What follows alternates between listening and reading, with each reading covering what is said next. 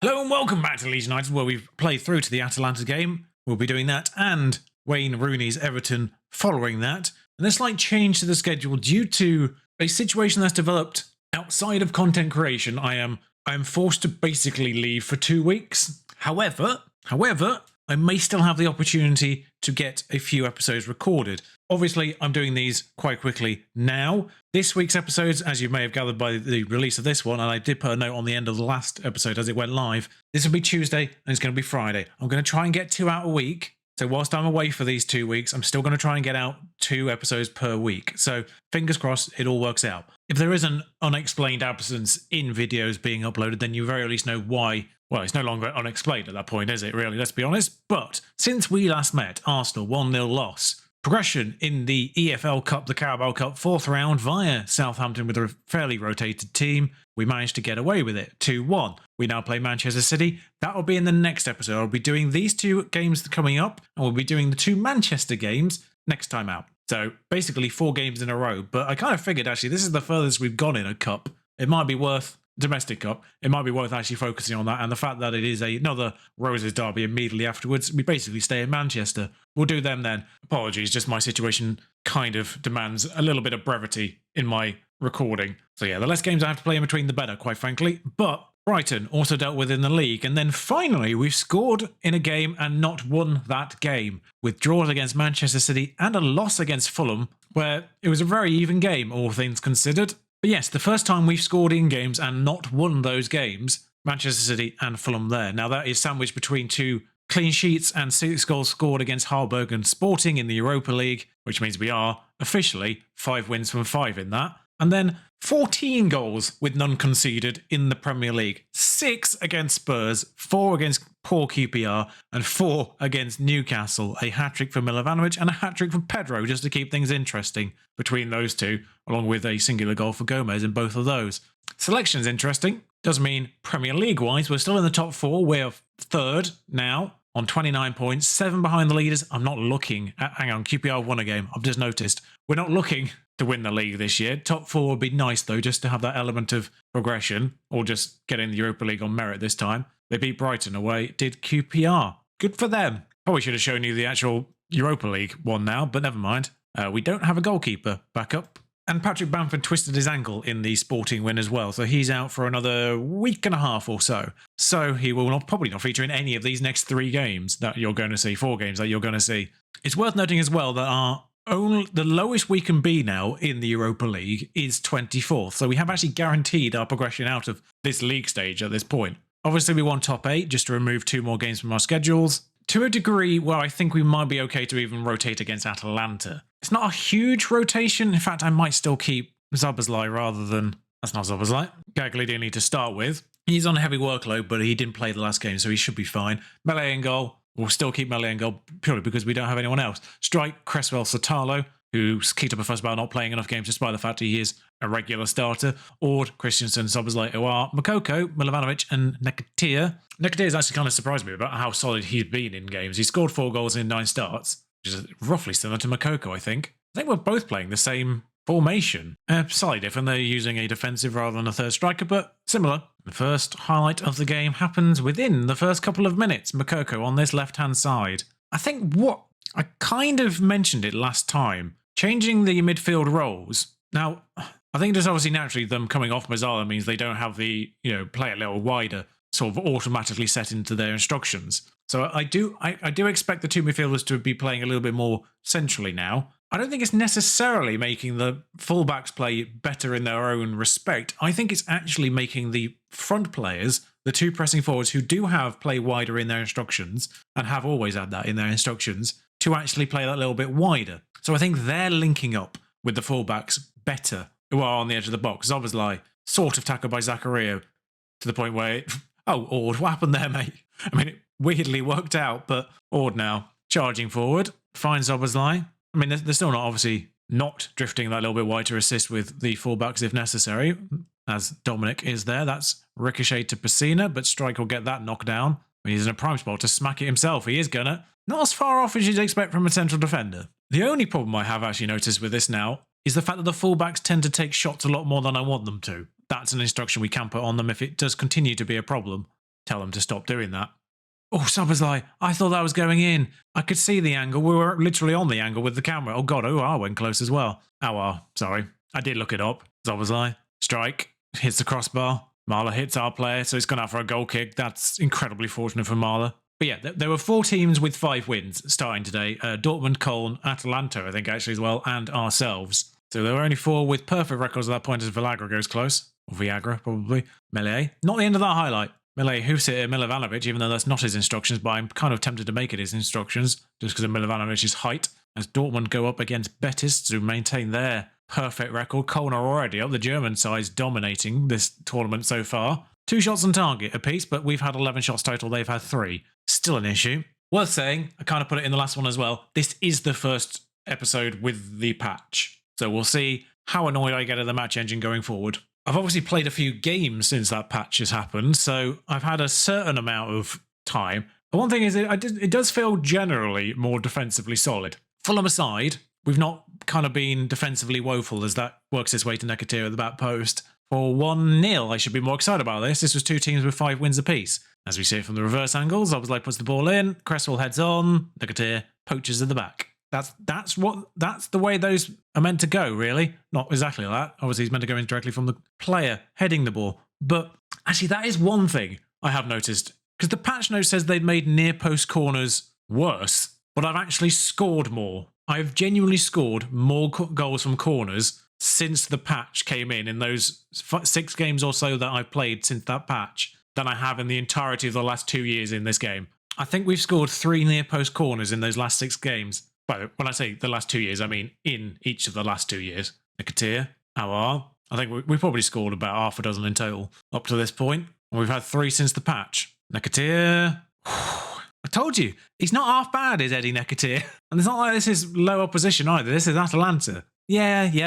He does tend to play against the weaker sides. You know, he is the rotation option, so that sort of inherently helps him, but this is Atalanta and he scored 2 goals there. One's a poacher, but you have to be there to get the goal, and that's fabulous as a finish. In case you're wondering, I think he wanted the number 14. A lot of people in our team want numbers. It's a little annoying because they just kind of put a lot of them out of the whack. You know, their strike going close again, and Cresswell somehow kicked it backwards. But we seem to be more dangerous from corners now than we were before the patch. I don't understand it. Darun, it's clear. I think what's happened is I think there was something in the patch to do with sort of deciding to head the ball, sort of more from a defensive standpoint. But I think it's carried forward to the corners as well, offensively. So now my defenders are deciding to head the ball at attacking corners more. And lo and behold, when you actually jump for the ball, that's offside, I think. No, it wasn't. But yeah, lo and behold, when you actually decide to jump for the ball at the corner, you tend to get on the end of it more. As I just realised, I've not made any changes, and this is the 90th minute. I don't know what happened to the last 20 minutes in the game. Aouar gets in the way of that, and this is actually still a highlight. Nketiah for a hat-trick. Not out there, you're not going to get that, mate. But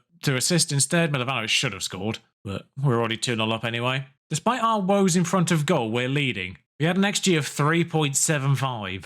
Oh, Nketiah's second goal was in the 80th minute. I just hadn't clocked how late in the game that was. And we've officially just got the achievement for getting 5 clean sheets in a row, so I dare say the patch has maybe solved a few of the defensive issues, as we'll have a quick look at the rest of the division. Apoel lost.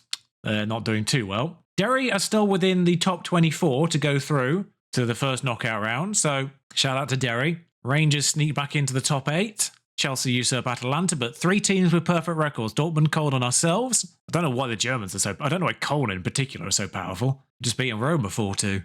Now, I think that means we've officially qualified for the first knockout. We look at this thing up here. It just says qualified. That doesn't help me. We have officially qualified. Looking at this one, we have officially qualified for the second knockout round of this Europa League because the team in 9th have 10 points, so they cannot get to 18. We cannot be any worse than 8th. That's the point. I love the fact we went from being no worse than 24th at the beginning of that match to no worse than 8th. Like exactly on the borders. Right, in order to provide as much rotation and fitness as possible, Meslier remains a goal, of course, and Dicker, Cole, Cresswell, Skov, Adams, Almada, Livramento. My brain just took my journey round there, rather than doing it in positional order. Makoko, Milovanovic, and Gomez up front. I hope you managed to follow that better than I did. And then, come on, Wayne, let's see what you've got. They are mid-table, which is actually inherently better than they've been doing in recent years. Say in recent years, they were relegated year 1 and then re-promoted year 2 under the tutelage of Wayne. Only promoted in 2nd, somewhat surprisingly.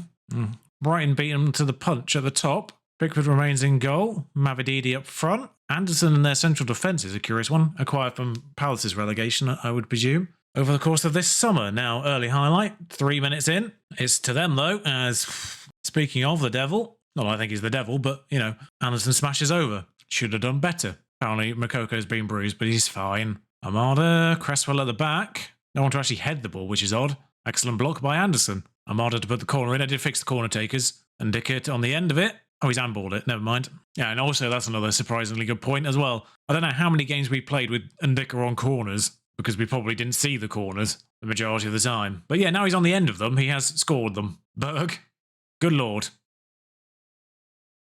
Not fully so what Patterson was doing there. Not the best decision from him. And that's kind of the thing I want to focus on, because it's the kind of thing that I was most questioning of was the decision making of players in general, not just defenders. The patch has seemed to have focused on defenders a lot, but I am concerned by the decision making in general, like where my defenders decided to stand with Iwobi 6 feet from either of them. High pressing, remember? High pressing. Yeah, I mean, if anyone's going to get sent off, it might as well be him. It doesn't change our formation really in any meaningful way, other than the fact we've just lost one more outlet up the top end, and that got close as well. This is the one advantage of this system, is we can just sacrifice a striker and defensively it changes nothing. Oh, that's gone in off Charlie Cross. It says his 6th goal of the season. I swear he's already scored at least 6. But yeah, you know, a lot of formations, if you know, 4 at the back, 4-2-3-1, you lose a player and then you're kind of having to work out if you want to sacrifice a winger or a midfielder or whatever. This one, to sacrifice a striker. Stay the same defensively. I don't know why Ndicka ran away from that free kick, but Mavididi coming at us now. Still coming at us. He stopped now. Just slid that past our player. They've hit the woodwork again. I bet Wayne's getting that question after the match. Because the next game's a League Cup match, Gomez's red will count for that, in the same way that Cancelo's sort of suspension counted for Man City's League Cup game in real life. So we might be all right on that front. Obviously, I don't like to lose a good player for a match that's relatively important, but at least he'll be back for the league game, I would imagine, depending on how many games he gets suspended for. And a penalty has been awarded there. Kind of talked over it. Didn't need to make that challenge. He was on the byline. Armada's the one to take it. So Armada's ahead of Skov then, just that Armada's barely played when Skov has, I guess. I'm just used to Skov taking these penalties. 2-0, it's comfortable. We've got 4 substitutions we can make. No, we didn't actually make a substitution with the red card, did we? We didn't need to. So we still got all 5 substitutions. Another advantage of using this system. You know, Melee, not the end of that particular highlight. And Ndicka, who's booked himself